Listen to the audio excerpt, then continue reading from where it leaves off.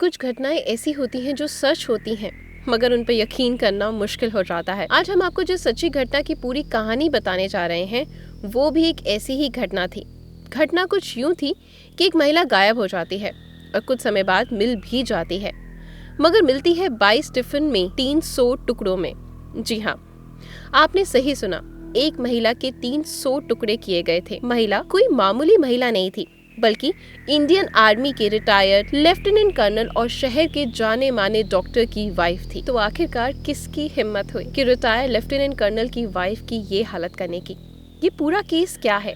इस केस का खुलासा कैसे हुआ?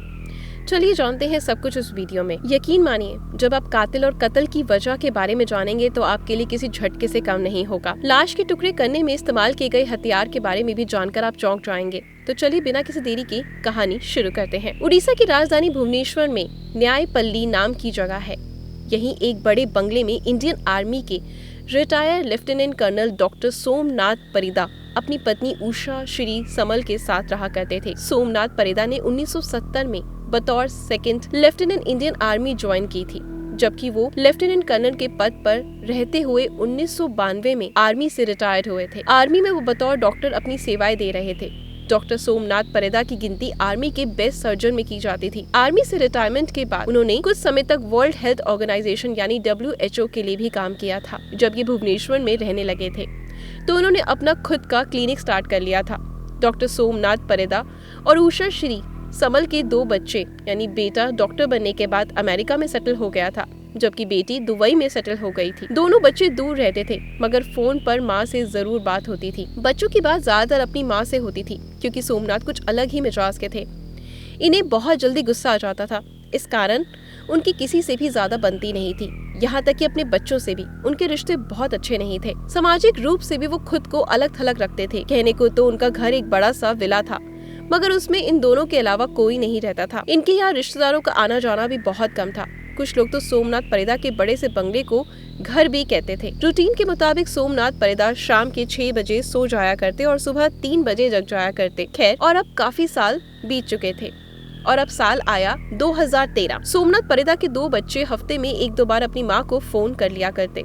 हमेशा की तरह जब जून महीने में अमेरिका में रह रहा बेटा अपनी माँ को फोन करता है तो मोबाइल स्विच ऑफ आता है। वो सोचता है कि माँ शायद कहीं और होगी, इसलिए वो थोड़ी देर बाद फोन करता है, मगर मोबाइल अभी भी स्विच ऑफ था। अगले दिन वो फिर से माँ के नंबर पर फोन करता है, मगर मोबाइल स्विच ऑफ ही आता है। ऐसे में अब बेटे को चिंता होने लगती है और वो अपने पिता को फोन करती है। जब वो पिता से माँ के मोबाइल की स्विच ऑफ होने के बारे में पूछती है तो सोमनाथ परिदा कहते हैं कि तुम्हारी माँ कुछ दिन पहले ही अपनी बेटी के पास दुबई गई है, इसी कारण उसका मोबाइल स्विच ऑफ आ रहा है। इतना सुनने के बाद वो दुबई में रह रही अपनी बहन के पास फोन करता है और माँ के बारे में पूछता है। इस पर बहन कहती है कि माँ तो दुबई मेरे पास है ही नहीं। इनफैक्ट पिछले कुछ दिनों से माँ से हमारी बात भी नहीं हुई है। अब बेटा एक बार फिर से अपने पिता को फोन करता है और कहता है कि आप झूठ बोल रहे हैं, माँ तो दुबई में भी नहीं है। इस पर सोमनाथ परिदा अपने बेटे पर चिल्लाने लगता है और फोन काट देता है। इसके बाद उनका बेटा कई बार फोन करता है, मगर सोमनाथ परिदा फोन नहीं उठाते। अब थक हार कर बेटा भुवनेश्वर में रह रहे अपने मामा के पास यानी सोमनाथ परिदा की पत्नी उषा श्री समल के भाई रंजन समल के पास फोन करता है और उसे कहता है कि आप घर जाकर देखिए कि माँ कहाँ गई है, क्योंकि पिताजी कह रहे हैं वो दुबई में है, जबकि बहन ने बताया माँ तो दुबई आई ही नहीं। इतना सुनने के बाद रंजन समल अपने एक अन्य बहन के साथ सोमनाथ परिदा के घर आ जाते हैं। वो दरवाजे पर काफी देर तक नॉक करते हैं, मगर अंदर से कोई जवाब नहीं आता। जब ये लोग दरवाजा नॉक करना जारी ही रखते हैं तो काफी देर बाद दरवाजे की बजाय बगल की एक छोटी सी खिड़की खुलती है, जहाँ से सोमनाथ परिदा इन दोनों से बात करते हैं। उषा श्री के बारे में पूछे जाने पर सोमनाथ परिदा कहते हैं कि वो तो अपनी बेटी के पास दुबई गई है। इस पर रंजन अपने जीजा सोमनाथ परिदा से कहता है कि आप झूठ बोल रहे हैं, वो दुबई में नहीं है, आप पहले दरवाजा खोलिए फिर हम बात करेंगे। इतना सुनते ही सोमनाथ परिदा उन लोगों पर चिल्लाने लगता है और खिड़की भी बंद करके अंदर बैठ जाता है। इसके बाद लोग बाहर खड़े होकर काफी देर तक दरवाजा पीटते हैं, मगर दरवाजा नहीं खुलता। अब रंजन किसी एक खिड़की तक पहुँच जाता है और अंदर देखने की कोशिश करता है। खिड़की पर खड़े होते ही उसे दुर्गंध महसूस होती है। अब रंजन को समझ आने लगता है कि जरूर दाल में कुछ काला है। पास के ही नया पुल्ली पुलिस स्टेशन चला जाता है और पुलिस वालों को उषा श्री के गायब होने तथा सोमनाथ परिदा की हरकतों के बारे में बताता है। तुरंत सोमनाथ परिदा के घर पहुंच जाती है और वो भी दरवाजा खुलवाने की कोशिश करती है। पुलिस वालों के लाख कहने के बावजूद सोमनाथ परिदा दरवाजा नहीं खोलते। इस कारण पुलिस वाले दरवाजा तोड़कर घर के अंदर घुसते हैं। घर के अंदर सोमनाथ परिदा बड़ी ही शांति से एक जगह बैठे हुए थे। क्योंकि रंजन ने खिड़की से जब अंदर झांकने की कोशिश की थी तो उसे कुछ दुर्गंध महसूस हुई थी। इसलिए पुलिस वाले समझने की कोशिश करने लगते हैं कि आखिर ये कहाँ से स्मेल आ रही है।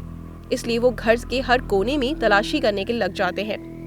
तलाशी लेते हुए जब ये एक बंद कमरे में जाते हैं तो वहां उन्हें 2 बड़े से बक्से दिखाई देते हैं।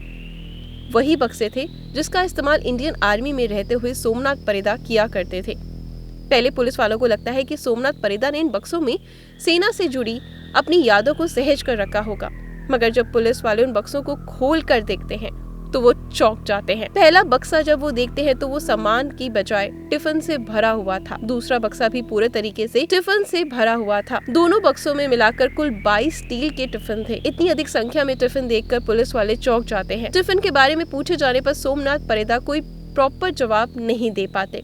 इसके बाद तत्काल ही एक टिफिन को खोल कर देखा जाता है। टिफिन के खुलते ही सभी के होश उड़ जाते हैं। टिफिन में मांस के छोटे छोटे टुकड़े रखे हुए थे। एक के बाद एक 22 टिफिन को खोला जाता है। पता चलता है कि सभी टिफिन मांस के टुकड़ों से भरे पड़े हैं। पहली ही नजर में पता चल जाता है कि ये इंसानी मांस के टुकड़े हैं। इन टुकड़ों को बड़ी ही सफाई के साथ काटा गया था। इन टुकड़ों के बारे में पूछे जाने पर सोमनाथ परिदा कहते हैं कि ये टुकड़ा उनकी पत्नी उषा श्री का ही है।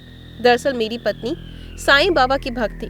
अचानक एक दिन उषा ने अपना सिर जमीन पर पटकना शुरू कर दिया और उसने इतनी देर तक अपना सर पटका कि उसकी मौत हो गई। मरने से पहले उसने मुझसे कहा कि मेरे मरने के बाद मेरा अंतिम संस्कार शिरडी में करना। उषा की इच्छा अनुसार उसे ऐसे ही शिरडी ले जाना मेरे लिए संभव नहीं था, इसलिए मैंने लाश के टुकड़े करके टिफिन में भरकर बंद कर दिए ताकि एक एक करके उन टिफिन को शिरडी ले जाऊं और वहां उषा का अंतिम संस्कार कर दूं। ये दावा अपने आप में ही बहुत अजीब था। आखिर कोई कैसे अपना सर पटक कर मर सकता है? इसलिए पुलिस वाले सोमनाथ परिदा से पूछताछ शुरू करते हैं। उधर जब उन टुकड़ों की जांच पड़ताल की जाती है तो पता चलता है कि उन टुकड़ों में सिर वाला हिस्सा शामिल नहीं है। इसलिए अब सिर की खोज शुरू होती है और ये खोज घर के अंदर से बड़े से टेबल के ऊपर जाकर खत्म होती है। दरअसल सोमनाथ परिदा ने उषा का सिर काटकर हॉल के बीचों बीच रखे बड़े से टेबल पर अच्छे से सजाकर रखा हुआ था। उसे ऐसे ढककर रखा हुआ था जिससे किसी को पता ना चले कि सिर काफी हद तक सड़ चुका था। यहाँ तक कि सर की स्किन और बाल भी अलग हो रहे थे। हालांकि बदबू कम थी क्योंकि बदबू छुपाने के लिए सोमनाथ ने खास केमिकल का उपयोग किया हुआ था। कटे हुए सिर को टेबल पर रखने की बजाय जब पुलिस वालों ने सोमनाथ परिदा से पूछी तो उसने जो दावा किया वो बेहद ही हैरान कर देने वाला था। सोमनाथ के मुताबिक वो हर रोज घंटों टेबल के सामने बैठकर अपनी पत्नी उषा की कटी हुई सिर से बातें करता था। भले ही सोमनाथ परिदा ने आत्महत्या वाली कहानी पुलिस को बताई थी, मगर पुलिस इस कहानी पर यकीन नहीं करती और मामले की तह तक जाने के लिए अपनी जांच पड़ताल का दायरा जो है वो शुरू करती है और बारीकी से पूरे घर की जांच शुरू करती है।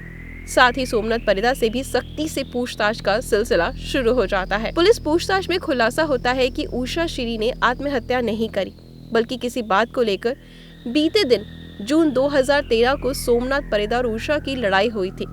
इस लड़ाई के दौरान सोमनाथ ने अपने पास मौजूद स्टील के टॉर्च से अपनी पत्नी के सिर पर जोरदार वार किया।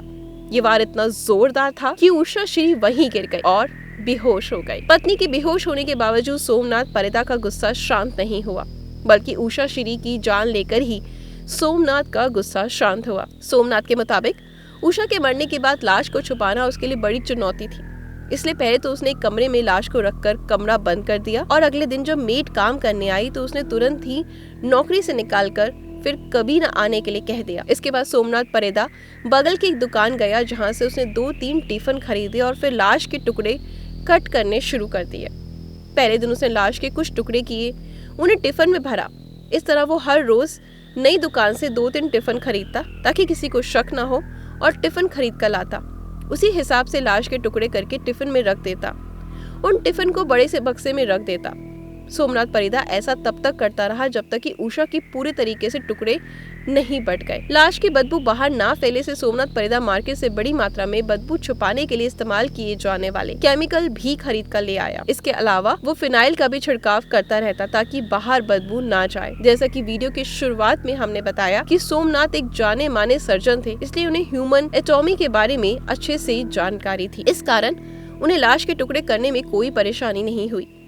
उसने लाश के टुकड़े करने के लिए बड़ी आरी या किसी तरह के बड़े हथियार का इस्तेमाल नहीं किया, बल्कि ऑपरेशन में इस्तेमाल होने वाले कैंची, छुरी, इत्यादि से उसे सोमनाथ ने अपनी पत्नी उषा श्री के 300 टुकड़े कर दिए। पुलिस जांच में खुलासा हुआ कि लगभग टुकड़ों की लंबाई लगभग 6 इंच के आसपास थी। पुलिस को ये पता था कि उषा श्री की हत्या किसने की, मगर हत्या का मोटिव क्या था अब तक पता नहीं चल पाया था। इसलिए अब पुलिस हत्या के उद्देश्य का पता लगाने में जुट जाती है। जांच पड़ताल के दौरान खुलासा होता है कि सोमनाथ परेदा की पत्नी उषा श्री को शक था कि सोमनाथ का उसी की क्लिनिक में काम करने वाली एक लड़की के साथ कुछ अफेयर चल रहा है। इस बात को लेकर अक्सर सोमनाथ परेदा और उषा श्री में काफी लड़ाइयाँ होती थी। 3 जून 2013 को इसी बात को लेकर दोनों में काफी लड़ाई हुई और बात इतनी बढ़ गई कि सोमनाथ परेदा ने उषा श्री के सर पर टॉर्च रखी हुई यानी पास में ही रखी हुई टॉर्च से इतना जोरदार हमला करा कि उसकी जान ले ली। सोमनाथ परेदा के इस खुलासे के बाद 22 जून 2013 को उसे गिरफ्तार करते हुए जेल भेज दिया गया। सभी सबूत मिटाने की धाराओं के तहत सोमनाथ परेदा पर मामले दर्ज किए जाते हैं और केस की सुनवाई Khurda district and session court में शुरू होती है।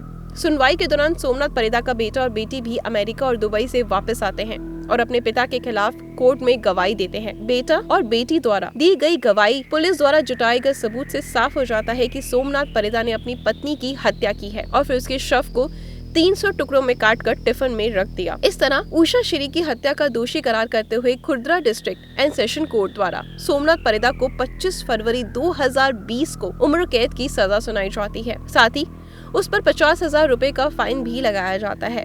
फिलहाल सोमनाथ परेदा की उम्र 80 साल है और वो भुवनेश्वर के पास मौजूद झाड़पाड़ा जेल में अपने सनक की सजा काट रहे हैं। पूरी जांच पड़ताल के दौरान ये भी खुलासा होता है कि वो रात में अपनी पत्नी के शव के टुकड़े करते थे, जबकि दिन भर क्लिनिक में बिजी रहते थे और क्लिनिक में बिल्कुल नॉर्मल बिहेव करते थे। यहाँ तक कि पत्नी की हत्या करने के बाद उसने क्लिनिक में बड़ी धूमधाम से अपना बर्थडे भी सेलिब्रेट किया था। दोस्तों, आपको कहानी कैसी लगी और आपको क्या कहना है इस कहानी के बारे में या ऐसे इंसानों के बारे में? आपकी क्या राय है कमेंट में जरूर बताना, मैं इंतजार करूंगी।